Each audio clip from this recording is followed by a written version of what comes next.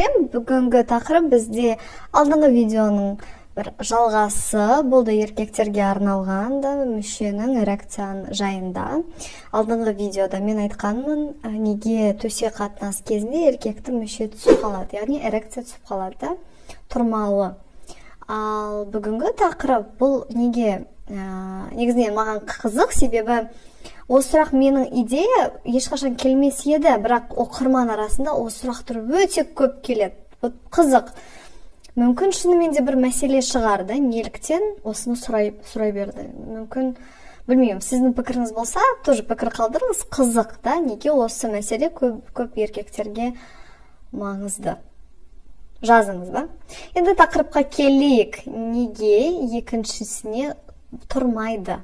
Мысалға, төсек қатынас, бір жыныстық қатынас болды, еркек адам бітірді.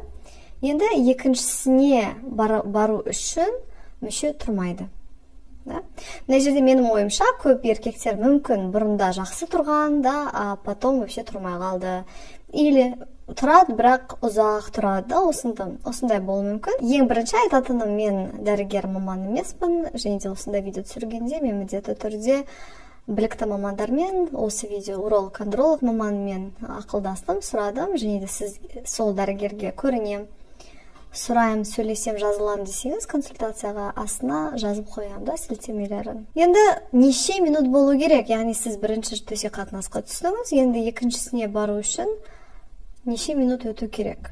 Негізде осындай заң жоқ, себебі кейбіреулерге өте азды, там может быть ол жарты сағат мүмкін, одан да аз болуы мүмкін, біреулерге бірнеше сағат керек да, яғни қайтадан эрекцияның мүшенің тұруы да, қайтадан төсекке түсетін мүмкіншілік болу. Біреулерге мүлдем бір сағат деген, бірнеше сағаттан болуы мүмкін да. Бір заң жоқ, медицина тұрғыда әркімде әрқалай.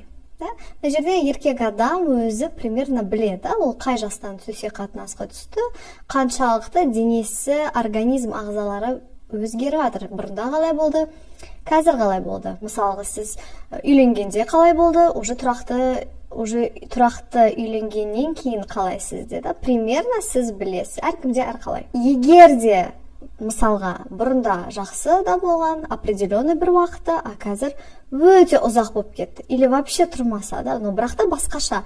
И сізде желание бар, энергия, бірақ тұрмайды. Мына жерде ең бірінші тоже айтатыным, уролог-андролог маманы көріну керек, себебі бұл гормоналдық түрде өзгерістер болуы мүмкін, простатит, урологиялық мәселелері болуы мүмкін, оны көрініп қарау керек. И байқаңыз, қай кезден басталды бұл мәселе, да? Мүмкін қазіргі кезде сізде күйзеліс, бір стресс болған кезде, шаршау болды, ол да болуы мүмкін әсері. Өзгерістің, егер де, мына жерде айтатыным, достар, егер де сізде всегда, мысалы, былай болды, определенный уақыты, а сіздің досыңызда, допустим, былайнан өте аз уақыт керек.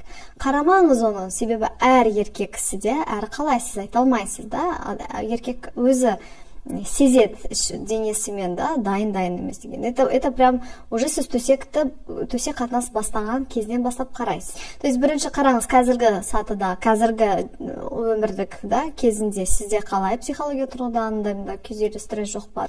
Екінші, міндетті түрде бәрібір қараңыз да, мен айтатыным, профилактика ретінде еркек адамдар жылына 2 рет бару керек. Хотя бы жылына 1 рет көріну керек та, қарау, анализ тапсырып, бәрін қарайды, сізді көреді, ұстайды да, оны бақылап көру керек, себебі мүмкін еркектерде осындай бар да, олар жүре береді, іштей ауырмаса, қышымаса жүре береді, бірақ оның да ауру да болуы мүмкін да, то есть оны анализдермен алып қарамаса айтпайды сізге. Сол үшін, достар, мен сізді міндетті түрде дәрігерге уақытында хотя бы жылына 1 рет, ең жақсы жылына 2 рет, әр 6 ай сайын барып жүру, көріну өзіңіз үшін, өзіңіздің тұрақты төсек қатынас үшін да, ертең уже үлкен жасқа келгенде, чтобы осындай мәселе болмас үшін, активный, белсенді болу үшін төсекте да, осындай нәрселерге мән бөліңіз.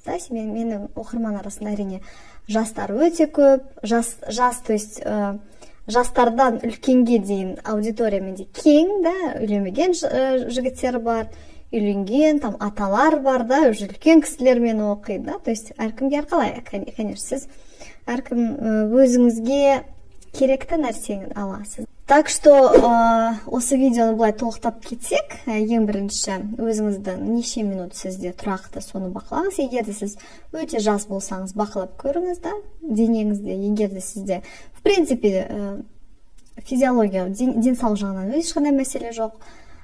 Егер де қаралмасаңыз, қаралай салыңыз, бара салыңыз бір рет барып урологқа да. Просто өзіңіз үшін анализ тапсырып, менде бәрі жақсы, уже сіз білесіз, спокойно жүресіз да. Все, сіз примерно уже білесіз. Егер де сізде уже өзгеріс болды, міндетті түрде тоже қараңыз, қазіргі жағдайыңыз қандай да, ешқандай күйзеліс, депрессия, шаршау, стресс жоқ па. Екіншіден, бұл дәрігерге көріну.